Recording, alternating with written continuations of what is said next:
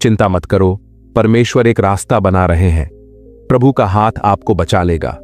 कभी कभी जीवन भारी लग सकता है। आप ऐसी चुनौतियों का सामना कर रहे होंगे जिससे ऐसा लगता है कि कोई रास्ता नहीं है। आप अटके हुए, पराजित या यहां तक कि परित्यक्त महसूस कर सकते हैं।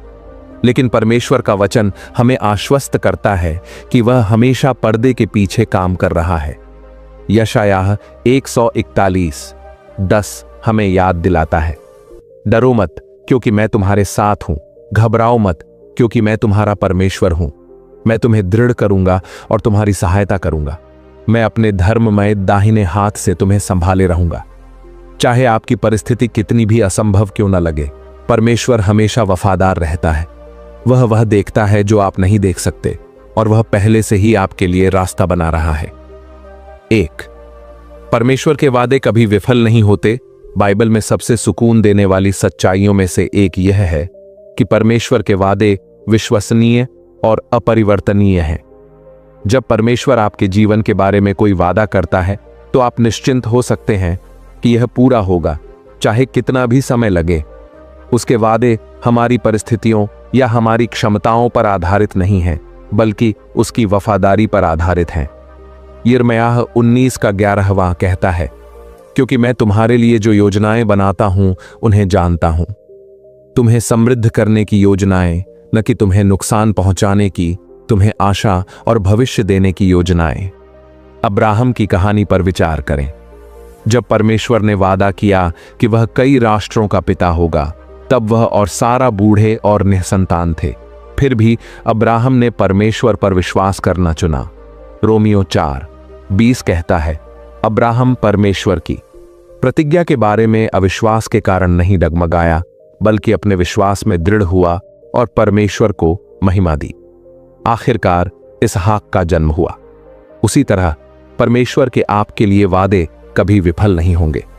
प्रतीक्षा अवधि आपके विश्वास की परीक्षा ले सकती है, लेकिन उसके वचन को थामे रहें।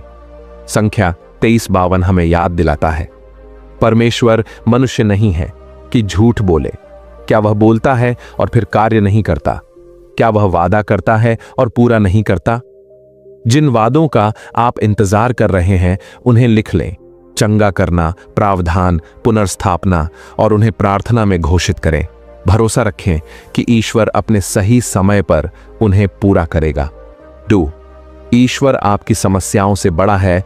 आर्थिक कठिनाई, पारिवारिक संघर्ष या स्वास्थ्य समस्याओं से अभिभूत होना आसान है, लेकिन ईश्वर के लिए कोई भी समस्या बहुत बड़ी नहीं है। वह ब्रह्मांड का निर्माता है, उसकी शक्ति से परे कुछ भी नहीं है। डेविड और गोलियत को याद करें। बाकी सभी ने एक विशालकाय को देखा, डेविड ने ईश्वर को अपनी शक्ति दिखाने का मौका देखा। 1 शमूएल 17:45, तुम तलवार और भाला और सांड लेकर मेरे विरुद्ध आते हो, लेकिन मैं सर्वशक्तिमान यहोवा के नाम से तुम्हारे विरुद्ध आता हूं। सिर्फ एक गोफन और एक पत्थर से दाऊद ने गोलियत को हरा दिया। ईश्वर की शक्ति पर भरोसा रखें, अपनी शक्ति पर नहीं। लूका 1:37, क्योंकि ईश्वर के लिए कुछ भी असंभव नहीं है। जब आप अपना ध्यान अपनी समस्या के आकार से हटाकर अपने ईश्वर की महानता पर केंद्रित करते हैं तो सब कुछ बदल जाता है। 3, जंगल में ईश्वर की कृपा। जंगल के मौसम, संघर्ष, भ्रम या सूखे के समय कठिन होते हैं, लेकिन अक्सर यही वो समय होता है जब ईश्वर अपना सबसे बड़ा काम करता है। इजरायलियों ने जंगल में 40 साल बिताए। हालांकि उन्हें भूख और प्यास का सामना करना पड़ा, लेकिन ईश्वर ने हर कदम पर उनकी मदद की। मन्ना, चट्टान से पानी और मार्गदर्शन। व्यवस्था विवरण 8:3, उसने तुम्हें दीन बनाया, तुम्हें भूखा रखा और फिर तुम्हें मन्ना खिलाया, ताकि तुम्हें सिखाए कि मनुष्य केवल रोटी से नहीं बल्कि प्रभु के मुंह से निकलने वाले हर वचन से जीवित रहता है। ईश्वर आपके जंगल में आपके साथ है। यह स्थायी नहीं है। इजरायलियों की तरह आप अपने वादा किए गए देश में पहुंचेंगे। उस पर भरोसा करें और छोटी छोटी चीजों में भी उसके प्रावधान पर नजर रखें। 4, भय पर विश्वास। भय विश्वास के सबसे बड़े शत्रुओं में से एक है। यह संदेह को फुसफुसाता है और हमें नियंत्रण से बाहर महसूस कराता है। लेकिन 2 तीमुथियुस 1 साथ कहता है, क्योंकि परमेश्वर ने हमें भय की नहीं परंतु सामर्थ्य, प्रेम और संयम की आत्मा दी है। पीटर के बारे में सोचिए, जो पानी पर चल रहा था। जब तक वह यीशु पर नजर रखता था, वह असंभव काम कर सकता था। लेकिन जब उसने हवा और लहरों को देखा तो डर ने उसे घेर लिया और वह डूबने लगा।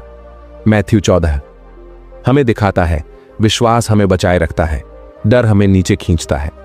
भजन 27:1 प्रभु मेरी ज्योति और मेरा उद्धार है, मैं किससे डरूं? प्रतिदिन विश्वास चुनें, भय को सत्य से बदलें। भरोसा रखें कि परमेश्वर नियंत्रण में है और उसकी शांति को अपने हृदय की रक्षा करने दें। परमेश्वर के समय पर भरोसा करना हम अक्सर त्वरित उत्तर चाहते हैं, लेकिन परमेश्वर का समय एकदम सही है, तब भी जब यह धीमा लगता है। सबोपदेशक 3:1 हर चीज का एक समय होता है, प्रत्येक उद्देश्य के लिए एक समय होता है। यूसुफ को देखें, उसके पास बड़े सपने थे, लेकिन उनके सच होने से पहले उसे विश्वासघात, गुलामी और कारावास का सामना करना पड़ा। फिर भी उसने परमेश्वर पर भरोसा किया। अंत में यूसुफ को महान अधिकार के पद पर पदोन्नत किया गया और परमेश्वर के वादे पूरे हुए। उसकी देरी उसका इनकार नहीं है। परमेश्वर आपकी भलाई के लिए सब कुछ संरेखित कर रहा है। धैर्य रखें और उसकी प्रक्रिया पर भरोसा रखें। ईश्वर का मार्ग हमारे मार्ग से बेहतर है। ईश्वर का मार्ग हमेशा आसान या तर्कसंगत नहीं होता, लेकिन यह हमेशा सर्वोत्तम होता है। यशायाह 55:8 क्योंकि मेरे विचार तुम्हारे विचार और तुम्हारे मार्ग एक जैसे नहीं हैं, न ही तुम्हारे मार्ग मेरे मार्ग हैं।